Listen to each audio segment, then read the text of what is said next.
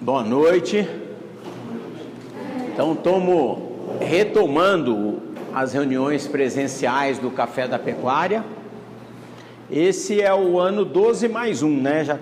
Já faz 12 mais 1 ano que o Café da Pecuária tá rodando. Então, vamos ver se a gente consegue aí mais um ano criando essa oportunidade, né, da gente estar reunido e discutir as questões da pecuária. Queria agradecer então a presença de todos que estão aqui. O Café da Pecuária é feito para os produtores, né, e as empresas que proporcionam para a gente essa oportunidade são a João Menezes Associados, a Soesp, a Coima, a Premix, a Cicobi Credivale, a Raça Forte, a De Carvalho John Deere, Raposo Pneus, Liane Veículos, Boitel Chaparral, Leilo Sul, Adubos Ferticel, Calcário Massari, Bolos da D e o GPB, né, que nós somos parceiro da Associação GBB, né? Então nós vamos bater um papo hoje. Começa o ano, a gente sempre fica com aquela sensação de como vai ser o ano, se vai ser positivo, se a gente vai ter um valor da arroba que remunera os custos, né? Porque os custos sempre sobem, né? Mas nem sempre o valor da arroba acompanha. Então, antes da gente começar, dar um panorama rápido do agronegócio, porque a cadeia da pecuária de corte, ela faz parte do agronegócio, e o Brasil, se tem um setor que o Brasil é competitivo, é no agronegócio, né? Nós somos o maior produtor e exportador de soja, somos o segundo maior exportador e o terceiro maior produtor mundial de milho, somos o segundo maior exportador de algodão, quarto maior produtor mundial. Arroz, nós estamos entre os 10 maiores produtores, apesar de a gente não ser exportador, né? Outros produtos que a gente também tem liderança, café, nós somos o maior exportador e produtor mundial. O açúcar, nós somos também o maior exportador e produtor mundial. Etanol, nós somos o segundo maior produtor mundial, só perdemos para os Estados Unidos. Então o Brasil é muito pujante, até que a gente não dá muito valor, mas por exemplo, frutas, laranja, o Brasil é o maior produtor e exportador mundial. A gente está entre os 5 maiores produtores de banana, estamos entre os 5 maiores produtores de cacau e somos o quinto maior exportador de mel. Então o Brasil tem um papel muito importante, e na pecuária de corte não é diferente. A gente tem o maior exportador, segundo maior produtor, né? Perdemos só para os Estados Unidos. A carne de frango, nós somos o maior exportador e o segundo maior produtor. A carne suína, nós somos o quarto maior exportador e o quarto maior produtor. E no leite, apesar de a gente exportar muito pouco, nós somos o quinto maior produtor. Estamos entre os 5 maiores produtores de leite. Então, o setor do agronegócio no Brasil, ele é muito pujante, muito importante, e a pecuária não é diferente disso, né? E ela tem um papel muito importante de tornar esse setor tão forte. Ela representa 30% do PIB, ela é um grande gerador de empregos, tanto diretos, que são aqueles contratados diretamente pela pecuária, como os indiretos, que trabalham em frigoríficos, curtumes, nas revendas. Então, tem um papel muito importante, né?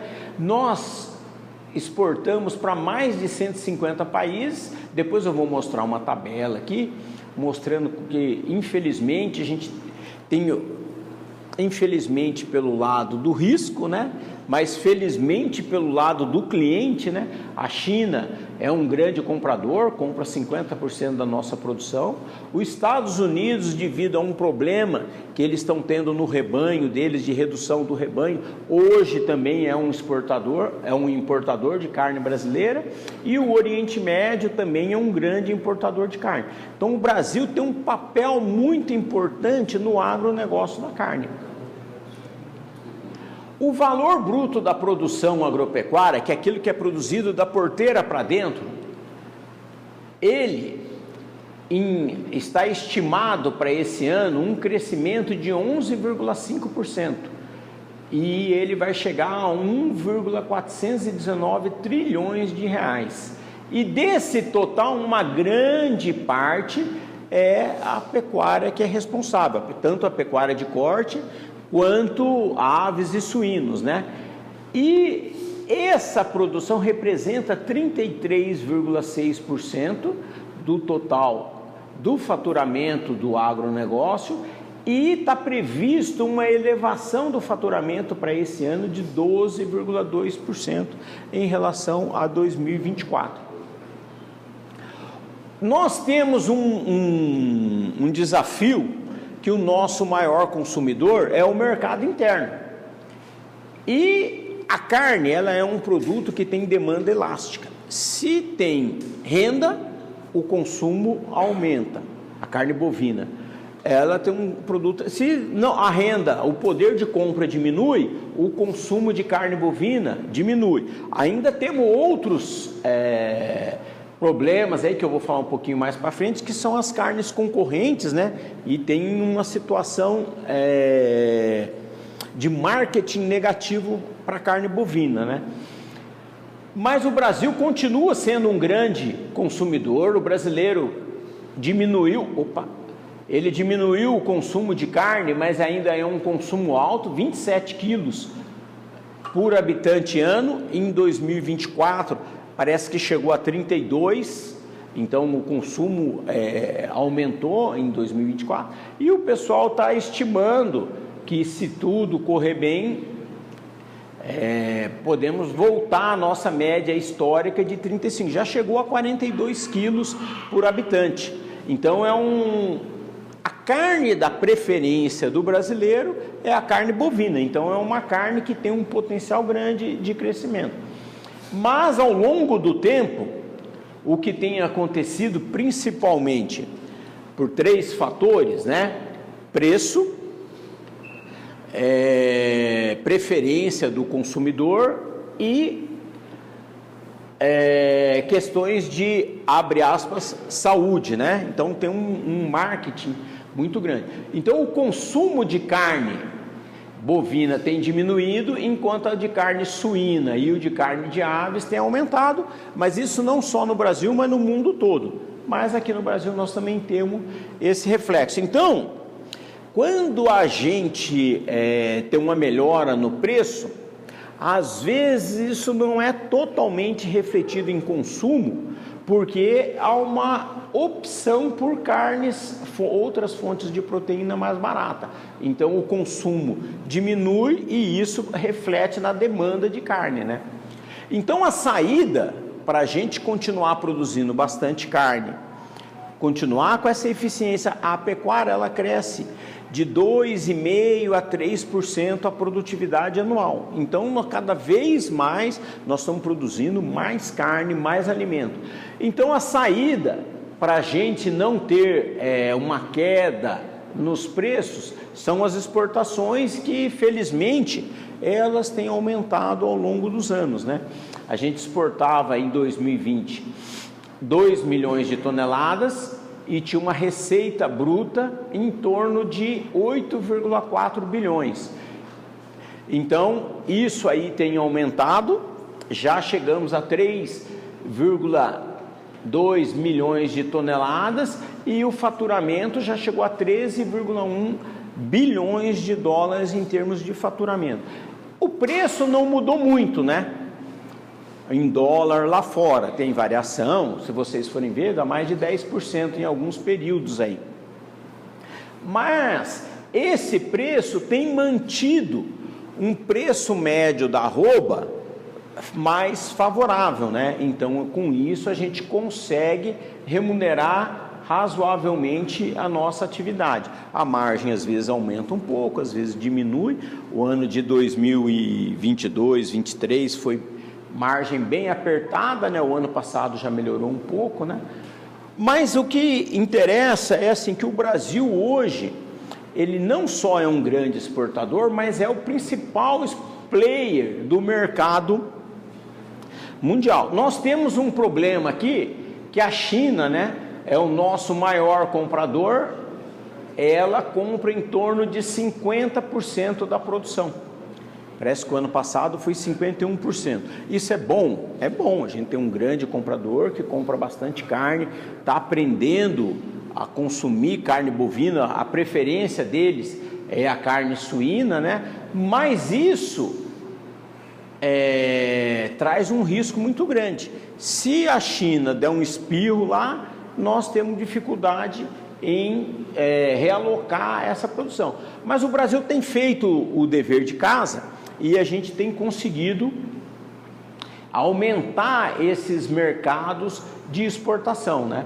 O outro grande comprador é os Estados Unidos.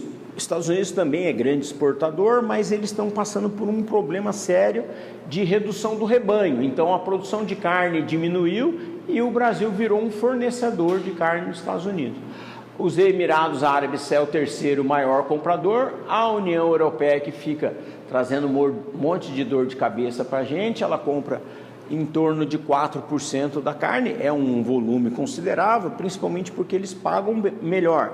Mas dentro do consumo total de carne que o Brasil, do volume total de carne que o Brasil exporta, não é tão significativo. E as Filipinas aqui também é um grande comprador, né? Compra 80 mil toneladas por ano. Os principais produtores são os Estados Unidos, o Brasil, a União Europeia, a China e a Índia. E aqui falta, né, incluir também a Austrália, né? Que a Austrália também teve um problema de diminuição do rebanho, mas ela voltou ao mercado. O ano passado ela já exportou 200 mil toneladas de carne a mais. Então os principais exportadores são o Brasil, disparado o maior exportador, né?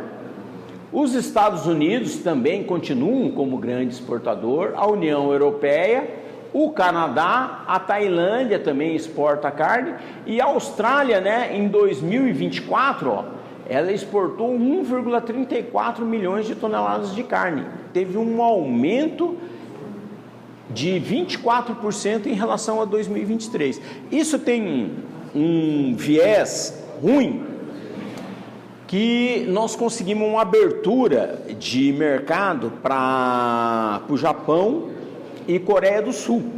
E o principal exportador é a Austrália, só que eles estavam com dificuldade de produção e o preço estava elevado, e o Brasil conseguiu abrir esses mercados, mas agora eles estão voltando à concorrência, né? Então, quais foram os principais problemas que a gente teve em 2024? Os custos de produção elevados, né? Principalmente ração, fertilizante, combustível. Então tudo isso aí diminuiu a margem do pecuarista, principalmente antes da gente ter um reajuste no valor da arroba, né? A gente teve uma oscilação de preços do boi muito grande, né? O preço caiu no primeiro semestre e subiu no segundo semestre. Nós tivemos o problema da seca, que muitos pecuaristas aí estão tendo que reformar a propriedade, muitos pecuaristas tiveram que mandar boi para os boitéis, não porque ele queria ou porque achava que era rentável, mas poder aliviar a propriedade, né, para poder não ter uma degradação excessiva das pastagens, né? E outro problema que a gente tem é a concorrência com as outras proteínas, né, principalmente no mercado interno, né? Está havendo um aumento da carne suína de frango, porque o consumidor vai no mercado, ele vê o preço da carne bovina, apesar dele preferir a carne bovina, ele pelo valor de preço ele acaba comprando carne de suína ou de frango pelo valor mais acessível, né?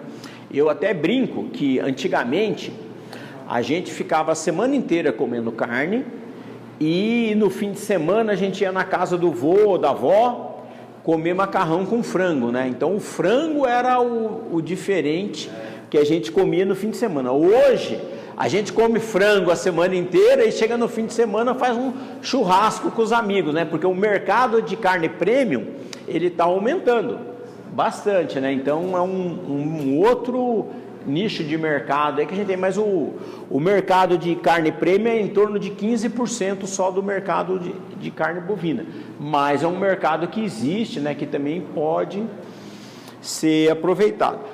Há uma expectativa de crescimento do PIB do agronegócio em torno de 5%, o que é ótimo, né? Porque puxa o PIB do país, melhora a renda, melhora o consumo de carne, principalmente pela maior produção de grãos. Se o tempo ajudar, nós vamos ter uma safra recorde aí de soja, né?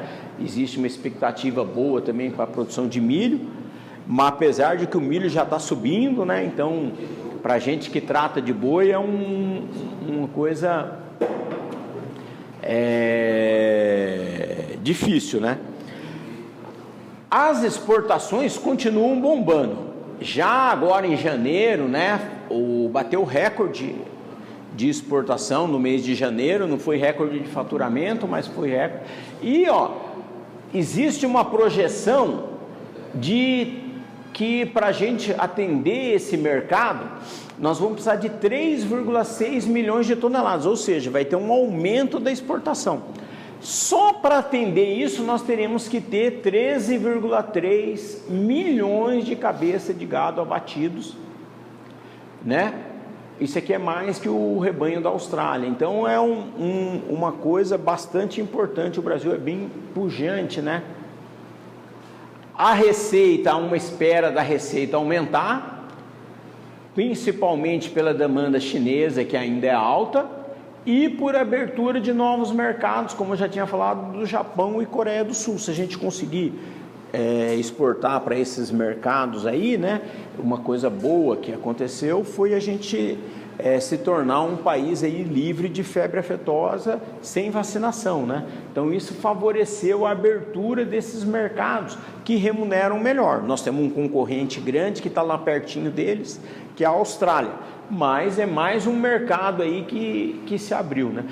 O grande interrogação é o mercado interno, mas assim, pelo menos bastante coisa que eu li, que eu pesquisei, o pessoal acha que o mercado interno nós vamos ter uma situação de estabilidade. O preço da carne ficou mais acessível, aumenta um pouquinho o consumo, a carne subiu um pouco o preço, sobe, diminui um pouco o consumo, mas vai se manter até a expectativa de que o consumo per capita aumente um pouquinho esse ano. Então, isso é um ponto positivo. E quem vai segurar o rojão vai ser o aumento das exportações, né? Então, é aqui que está. Aí a gente depende de dólar, de uma série de fatores para a gente conseguir aumentar essas exportações. Quais são os desafios para 2025? O custo dos insumos, né? Diesel subiu, adubo subiu, milho tem expectativa de subir, então isso encarece a produção de bovino. A inflação e o poder de compra, né? Nós estamos numa situação de aumento inflacionário, e isso corrói o poder de compra do consumidor, e isso pode refletir no consumo de carne, né? A taxa de juros subiu, isso diminui investimento, dificulta o acesso do produtor a crédito, então também é um fator que complica. E existe um negócio que a gente tem que rezar para que não vá para frente, que sempre que se fala em reforma tributária, querem tributar a carne, e pior, né, tributar a exportação. Se isso passar, vai ser um problema gravíssimo para o setor. Por enquanto, nós estamos garantidos, não tem perspectiva de passar isso, né? No cenário externo, a demanda de carne, ela é positiva, o consumo de carne no mundo, ele cresce menos que as outras carnes, mas ele é crescente. Ele então tem um aumento do consumo de carne E o Brasil é o país que tem a maior condição de fornecer. Então, isso aqui é um aspecto favorável. Se a renda mundial continuar aumentando, a gente tem uma perspectiva positiva para o consumo mundial de carne, isso é muito bom. A gente tem um problema que é a concorrência. Uma hora os Estados Unidos vão restabelecer o rebanho, diz que eles estão com um problema lá de mão de obra, porque o americano é ele que administra o negócio e os filhos não estão assumindo o negócio, então eles têm uma dificuldade de sucessão. Então tem muitas propriedades que talvez fechem as portas, não porque o negócio é ruim, mas porque não tem sucessor. Mas eles vão voltar a aumentar o rebanho. Era esperado que já tivesse começado a aumentar em 2024 e não aumentou. Mas a Austrália, que é um grande concorrente, já conseguiu melhorar, está aumentando a quantidade de matriz, aumentando a oferta de gado, e é um concorrente de peso, eles são grandes exportadores, né? A taxa de câmbio e a política monetária com o fortalecimento do dólar é uma coisa positiva para o Brasil. Se por acaso o dólar enfraquecer, positivo porque você vai ter mais dólares, compram mais reais e o valor da arroba fica mais favorável, né? Nós temos um problema aqui. Esse dia eu estava conversando com uma pessoa que exporta, ele falou que os custos de logísticas aumentaram muito por causa dos terroristas lá, os Tutsi lá, que tem lá, os Tutsis que tem lá no Oriente Médio. Então, a guerra da Ucrânia, isso aí aumentou muito o custo de logística de levar a carne para lá, e o exportador tem que absorver esse custo. E se ele absorve esse custo, nas costas de quem que ele vai tirar esse preço? De quem ele está comprando o boi. Então são fatores que podem influenciar no mercado da carne. Agora, a gente não tem a intenção de dar recomendação para ninguém, porque cada um tem que estudar o mercado e ver qual é a melhor ação que ele tem que ter. Então eu trouxe uma série de dados aí que mostram como que o comportamento do preço ocorreu nos últimos tempos. No longo prazo, se a gente analisar o preço do boi em dólar, ele subiu, e há uma tendência de alta do preço do boi no Brasil em dólar. Isso é uma coisa positiva que pode favorecer o negócio. Qual que é a data? 97. São os dados do CPEA, né? Então, eles publicam o índice desde 97 e está até sexta-feira aqui. Então, há uma expectativa no médio e longo prazo a valorização do boi em dólares. Se a gente olhar o preço da CPEA dos últimos 2 anos, o que aconteceu? Nós tivemos um período de queda e uma recuperação no fim do ano passado, mas a tendência é de melhora dos preços. Como é que eu calculo essa tendência aí?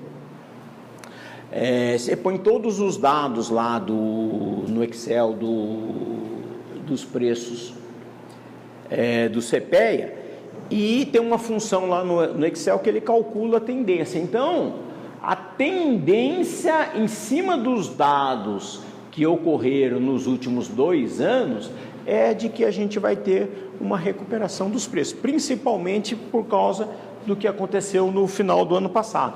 Isso vai dar para vocês verem bem nos outros slides. Aqui, ó, o histórico de preço do CPEA dos últimos 12 meses, ó. Nós estávamos andando de lado, aí no fim do ano passado, ó, a partir de setembro, o preço começou a se recuperar e a gente teve uma melhora, né?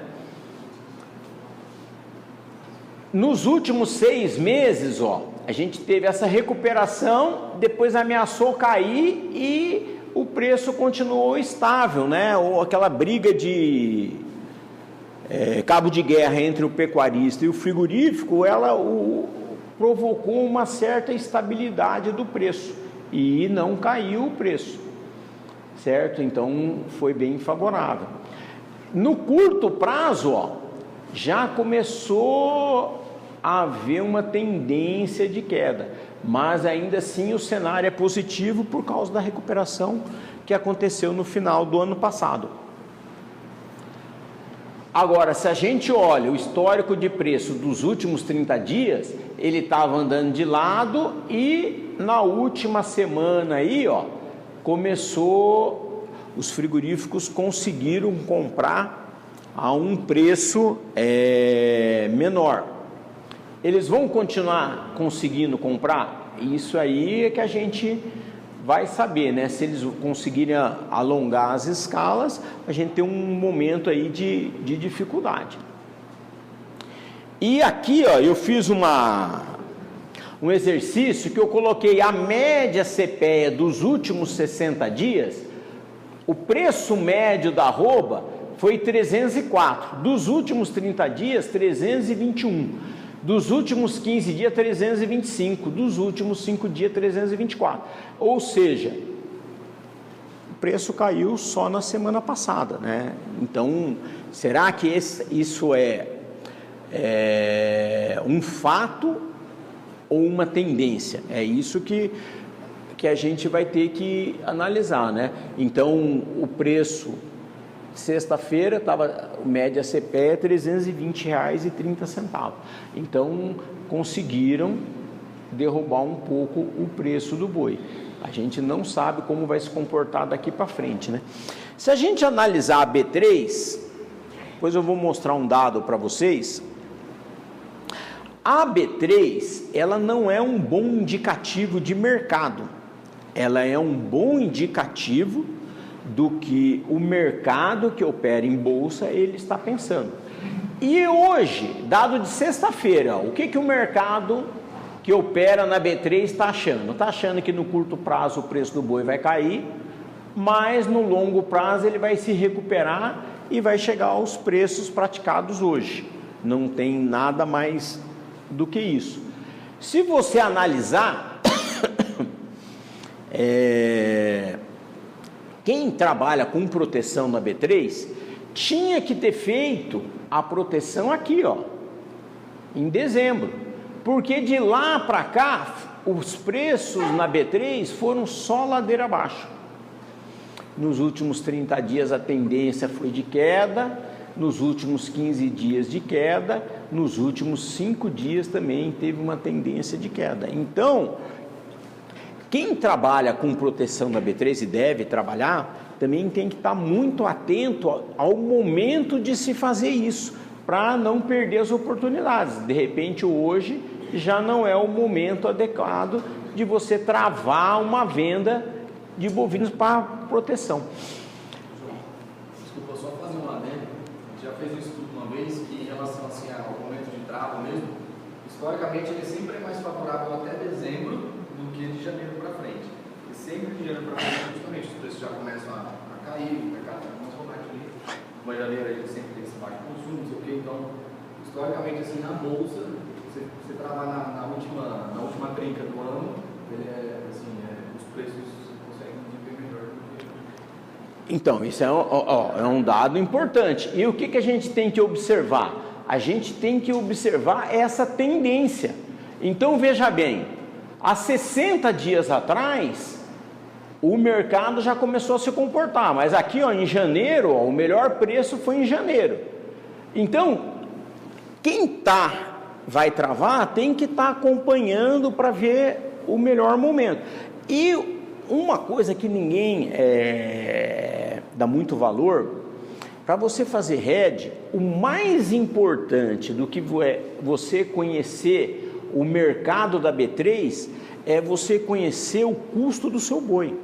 Porque o importante da trava, a ferramenta mais importante que tem para você travar uma head, é você saber quanto custa o seu boi. Se o seu boi custa R$260 por arroba e você trava a 300, você ganha R$40 por arroba.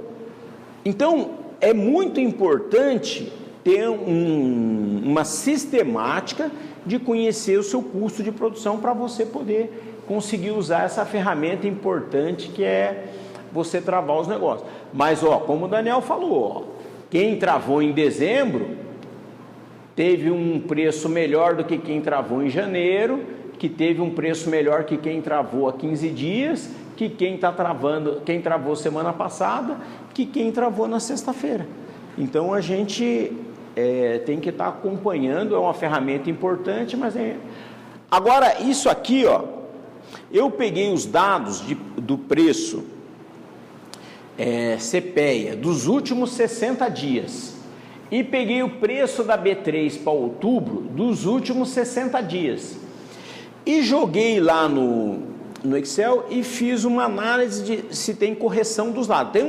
A gente tem que olhar com certo cuidado aí, porque são poucos números. Mas o que esses números mostram? Mostram que a correlação foi muito baixa. Então, por exemplo, você fala assim, o preço agora no mercado à vista tá bom, eu vou aproveitar e vou travar. Talvez não seja o melhor momento, talvez seja, talvez não, mas a correlação é muito baixa. Então, o que você tem que analisar mesmo é o seu custo de produção para você poder fazer uma trava. Isso aqui é outro dado interessante. Em azul é o preço da arroba médio do ano. Então, a arroba em valores nominais não é deflacionado, viu, pessoal? Ele não é deflacionado. Então, ele foi subindo ao longo dos anos. E aí, no último ano agora, 2024, teve uma queda. O que é legal desse gráfico? É isso aqui, Isso aqui, é a variação do preço ao longo do ano. Então, 98 em relação a 97, 99 em relação a 98, 2001 em relação a 2000, 2003 em relação a 2002. E o que a gente observa aqui? A gente observa que sempre depois de uma queda acentuada do preço, há uma recuperação. Há uma queda acentuada do preço, há uma recuperação. Então, o que isso é um indicativo? É um indicativo que o produtor, nesses momentos de baixa, ele não pode ficar com estoque baixo de arroba. Por quê? Porque senão na hora que sobe, ele sai da atividade, ele não consegue,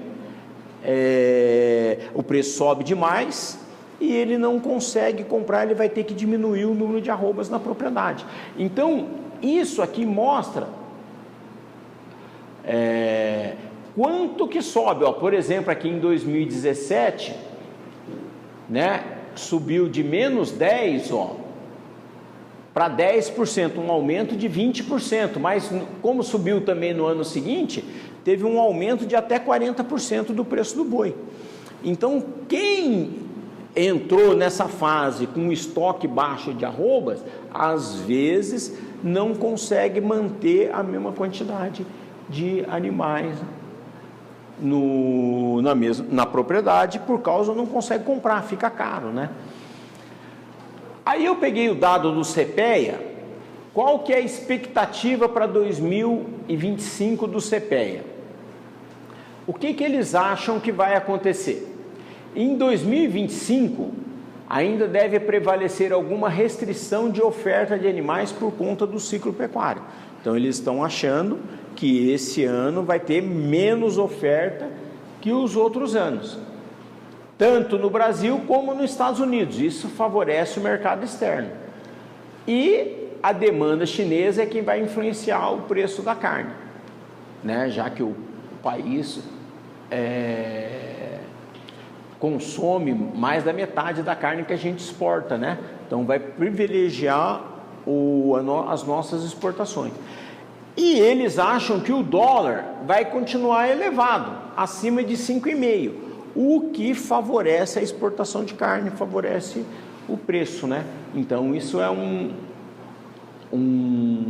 e ele fala aqui, eu não sei aonde que tem aqui, que, por exemplo, uma coisa que pode limitar o mercado interno é a demanda, né? Se o poder aquisitivo cair muito, aí a gente pode ter problema no mercado interno, porque a gente vai diminuir o consumo interno, né? E substituição por outras fontes de proteína. Em compensação, as exportações começaram em janeiro bombando.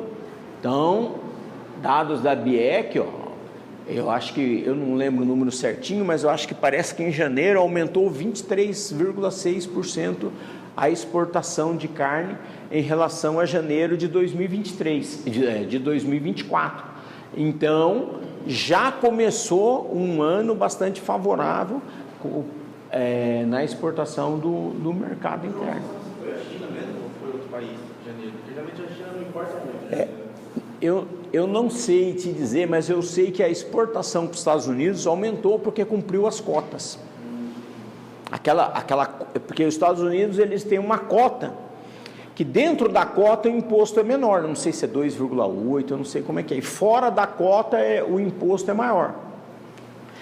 E o Brasil cumpriu a cota, umas 80 mil toneladas só para cumprir essa cota aí. Então, eu acho que, não sei dizer quanto do que a gente exportou foi para a China, eu não vi esse lado, vou ficar devendo.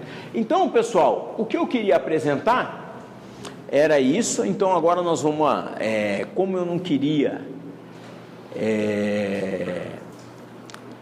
como se diz assim, ser o dono da palavra final, né, de mercado, porque esse negócio é complicado, então eu trouxe os dados que a gente tem aí para analisar e queria saber a opinião de vocês. Afinal, nós estamos aqui no GTE, né, um grupo de troca de experiências, né, e eu particularmente acho assim que esse ano os preços vão andar de lado com tendência de subir.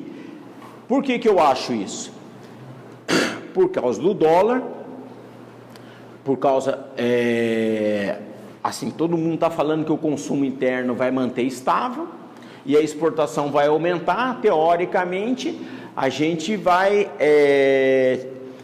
ter uma demanda por boi razoavelmente elevada. Por outro lado, quem viu hoje, acho que foi o Daniel colocou no grupo lá, né, a Lígia, ela colocou um dado muito interessante, que ela pega assim, o volume produzido menos o exportado da disponibilidade para o mercado interno. Então, essa disponibilidade para o mercado interno vai ser menor que a do ano passado. Então, se a demanda reduzir pouco, ainda assim nós vamos ter bastante demanda por gado. Então, se eu não estou pessimista, mas também não estou... Um dado interessante, que acho que o Gustavo estava lá, não sei se o Edson foi do Iberville, né? Que ele mostrou que toda vez que você tem um ciclo de baixa, quando sobe, dá um aumento de 20% a 40%. Esses dados eu confirmei hoje, quando eu estava montando essa planilha aqui. Então, então ele fez uma conta lá, se você considerar o preço do fundo do poço do ano passado, mais um aumento aí de 20%, até 40%, eu não sei, acho que até 50%, que ele colocou lá que assim, que se aconteceu o que aconteceu das outras vezes que o ciclo da pecuária subiu o preço do boi, ele acha que o valor da arroba desse ano vai ficar entre 320 e 400 reais. Então é uma expectativa positiva, né? Então talvez agora com essa oferta aí de boi de pasto, talvez o pessoal consiga comprar, mas a tendência não é. Então eu acho assim, pode ser que não aconteça isso, mas os dados que eu andei pesquisando, que andei vendo, mostram que a expectativa é o preço do boi manter ou subir um pouco, né? Então, nós ainda não estamos ainda na virada de ciclo, mas já diminuiu o abate de fêmeas, né? No último trimestre de 2024. Mato Grosso do Sul vai ter um abate muito grande de fêmea até maio, está esperando e está tendo, tanto é que hoje, na Mato Grosso do Sul, JBS, vaca é 275. Não. Hoje, vaca, JBS, Mato Grosso do Sul, 275 para dia 6 de março. Dia 6 de março. Tem muita vaca, até maio vai ter você passa por um confinamento, o tecido por dentro, o pano por dentro, e passei todo o confinamento. Entrei dentro, muita vaca, com Deus no peito, ele põe, Deus, sai a vaca gorda e marca. Tem muita vaca, hoje eu conversei com dois vendedores, compradores de boi de lá. O preço do boi, o JBS deu uma mudada na classificação de boi. A classificação de boi, deles, você mandar uma boiada, mesmo com da nota do GTA por até 30 meses e tal, mas na definição, se der mais de 70%, se não der, tem que dar 70% com 0,2, 4 dentes. Se der 6 dentes para cima, mais acima de 30%, o preço não é o boi China. O boi China hoje é 310 JBS e esse boi classificado, desclassifica toda a moeda. Se não der, por isso, informação do gerente do JBS para mim hoje. Então, infelizmente, eu falo, não pode vender JBS. Você não vende, você vende.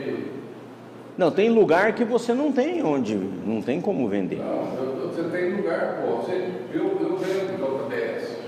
Eu vendo JBS. Eu mato o JBS, dá 50 reais, meu boi de coxo, grão inteiro, dá 57,4, 57,5 e tal. Eu vou num outro companheiro, dá 56,5 e quando ainda não aparece 2, 3 boi com pneumonia. No JBS eu nunca tive um boi com pneumonia. Uhum. Só mando com outro companheiro boi com pneumonia, igual parto, sabe? Então, isso daí. Então, ele está chegando a uma conclusão que você não pode, infelizmente, a gente está no mercado, está muito ruim. Então, nós estamos. E agora é a época do descarte das fêmeas, né?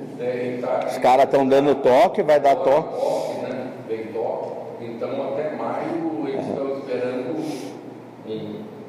uma oferta grande. Já jogaram o preço. E Mato Grosso do Sul ainda tem mais um agravante, que é o eucalipto, né? Muitas áreas. Sim, estão entregando agora. Estão entregando agora, né? Entregando agora. Então, essa vaca parida, esse trem, ela entrega. Então. E se falar em pastagem no geral, essa época, cada seca do ano passado, essa época já era uma época de pasto bom geral, mas não está assim, né? Não está. Não está tendo pasto, né? Não está. Está tendo chuva, pelo menos lá, está muito ruim. Pra você ter uma ideia, Pantanal,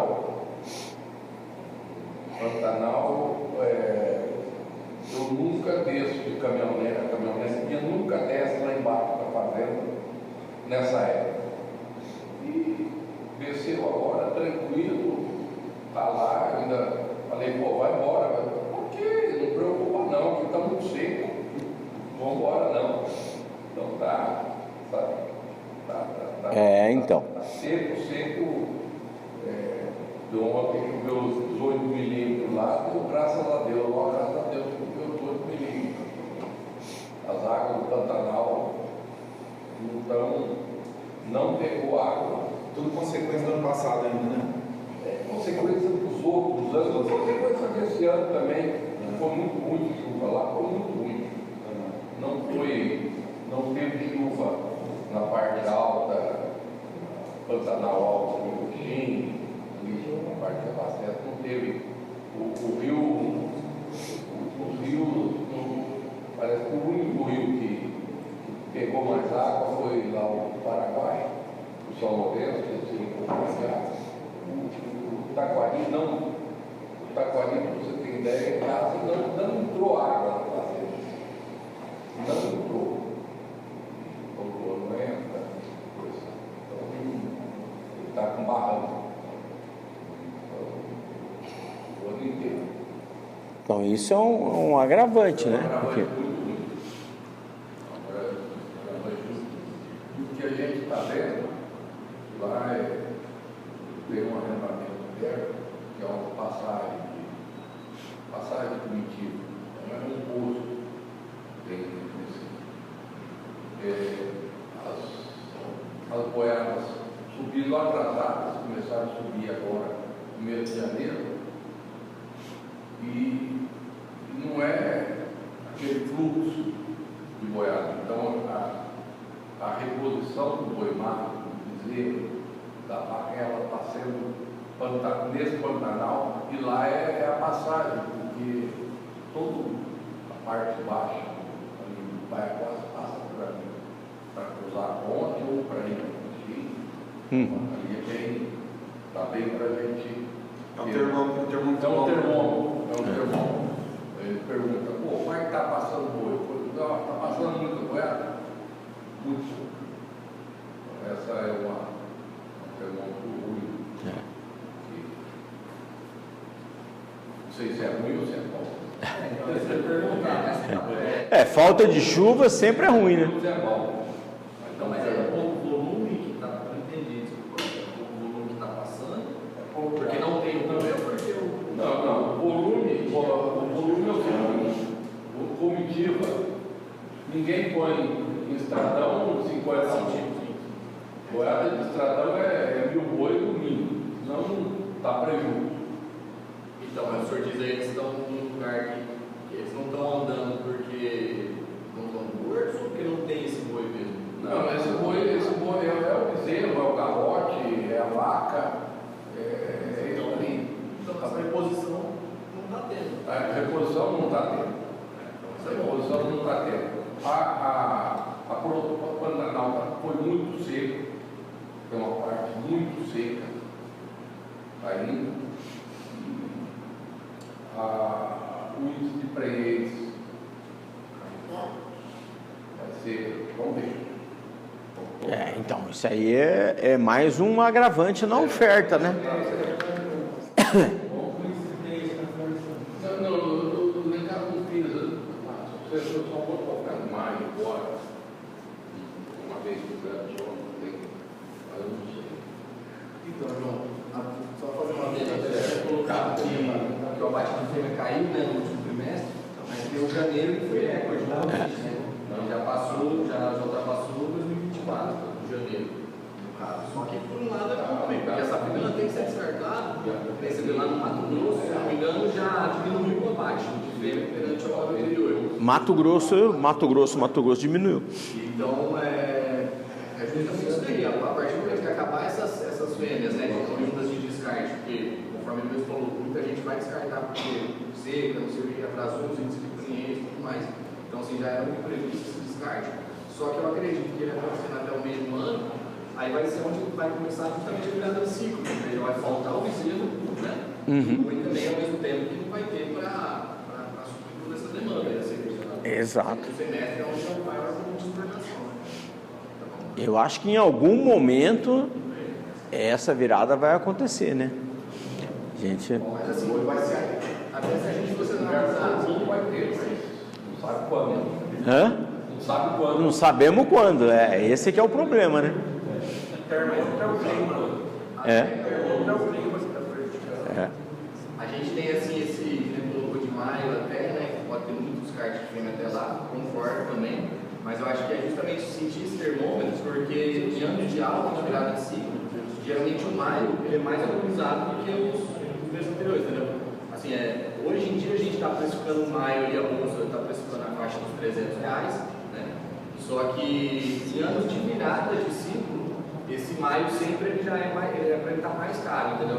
Ele chega em maio porque já está faltando, assim, estaria faltando, né, teoricamente, né, no cenário de falta de boi e seca aí, ele já entra ali esse segundo, o maio já seria bem a virada de chave ali para então, nós temos que estar atento a esses sinais, né, que...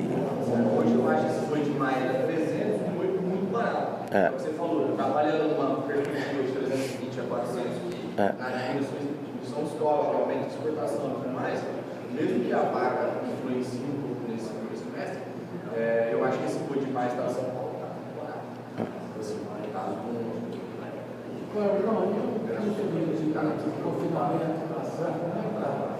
o custo aumentou, mas ainda está viável. Tem um pessoal lá de Pirassununga que eles fazem lá um levantamento lá. No índice deles lá aumentou 5,5%. É pouco. Não. E só em janeiro. Só em janeiro. Em relação ao ano passado, aumentou bastante. Aumentou aí uns 15, 20%. O que é uma diária de boi de algodão, né? O que é uma diária de boi de algodão? 16,50 aqui. 17. Não sei não, porque eu comprei a 900. Esses, há uns dias atrás, 30, me ofereceram a 1.400. Esses dias me ofereceram a 200. Quer dizer, dá 36%. Oscilando demais. Então, hoje está milho era 60 conto, hoje está falando de 70, 18. Coisa do jeito novo. Tanto é que eu parei e estou esperando acomodar a coisa para poder pensar em fechar a bolsa. Não, os custos subiram. no Mato Grosso, no Rondônia, está muito mais caro que o estado de São Paulo e o nosso. Por avaliação em relação às fontes de cultura mesmo. Agora sim, Da taxa de R$80 no Brasil, então. tem uma conta que é a relação de troca da arroba para o milho. O valor histórico é 1 para 4 e está 1 para 4,5 para 4,7. Está hoje 75, 80. Dá 4 e pouco. Mas o Sul está esperando uma produção que eles estão preocupados. Uma produção bem menor no milho. Então, porque principalmente do Mato Grosso do Sul para baixo, São Paulo atrasou os plantios. A soja está atrasada. Então o plantio de milho também vai atrasar. O pessoal está com medo do milho. O pessoal está com medo de plantar. Se tiver um produtor de óleo lá, eu não sei, eu planto, não sei. Subiu muito. Insumo subiu barbaridade. Pode falar, Daniel. Sobre o milho também, como você falou, a gente estava falando em relação a fazer proteção, né? Justamente, né? Porque assim, historicamente também, geralmente novembro, né? Que tem essas altas de preço, né? Porque favorece a exportação, mas de dezembro para frente o preço sempre dá uma baixadinha de dói, né? No caso. Mas no milho, eu falo pra você, dia 8 de janeiro, eu recebi uma cal para milho setembro, né? A R$75. Então, que subisse de R$75 para você ver hoje, a gente tem esse milho glúten aqui, né? Na região, na casa dos 70 também, se não me engano, né? Não sei se compra 70 não, hein, Romo? Compra, Romo? Então, vai receber um milho Campinas hoje para julho, perdão, a R$72,80. Já vai para 71,8. Mas em milho, setembro eu não me engano, mas dia 8 de janeiro, essa cal do milho estava R$2,71 para setembro, a R$75, né? Eu fechei uma cal, e aí hoje eu fechei outra cal de milho para julho, perdão, também a 75, já paguei R$2,85. Então hoje, assim, essa de setembro, em janeiro, se eu tivesse fechado nessa também, eu pagaria um preço muito mais Sim. Mas eu preferi também, de fato, ver para onde o mercado ia dar, mas eu não posicionar mais, né? Mas em janeiro eu fechei uma, e geralmente a de setembro é bem mais cara do que a anterior, porque por causa da volatilidade, do tempo, né? Tudo mais, foi mais aí, até vencer. Mas então, assim, eu paguei o preço das duas ali, mas pela diferença de preço, assim, né? Eu tenho que trazer para fazer essa produção. Mas eu acho, né, Daniel, que é uma estratégia. Você sabe que vai precisar do milho. Sim, exato, né? Travar. Pessoal, eu queria agradecer a presença de todos. Gostaria de agradecer os nossos apoiadores, né? João Menezes Associados, a Soesp, a Coima, a Premix, Cicobi, Credivale, Raça Forte, De Carvalho, John Deere, Raposo Pneus, Aliane Veículos, Boitel Chaparral, a Leilo Sul, Adubos Ferticel, a Massari, Bolos da D e o GPB, mas principalmente agradecer a presença de você. Nós vamos continuar aqui trocando informação e também estou aqui à disposição, se alguém tiver alguma pergunta e alguma coisa que a gente puder ajudar, né? Mas o importante é a gente saber os fatores que influenciam. Infelizmente não é uma única coisa que interfere no mercado, né? De repente fala uma coisa diferente, aí o dólar sobe, já fica mais favorável à exportação, de repente fica de boca fechada, o dólar cai e a exportação piora, né? Então tem muitas coisas que influenciam, pode influenciar, mas o que a gente tem observado aí, né? Ninguém, como foi falado aqui, né? Ninguém sabe a data, mas que nós estamos numa situação de virada de ciclo, né? Então é uma preocupação grande com isso. Então agradeço a presença de todos, vamos tomar um café. Obrigado.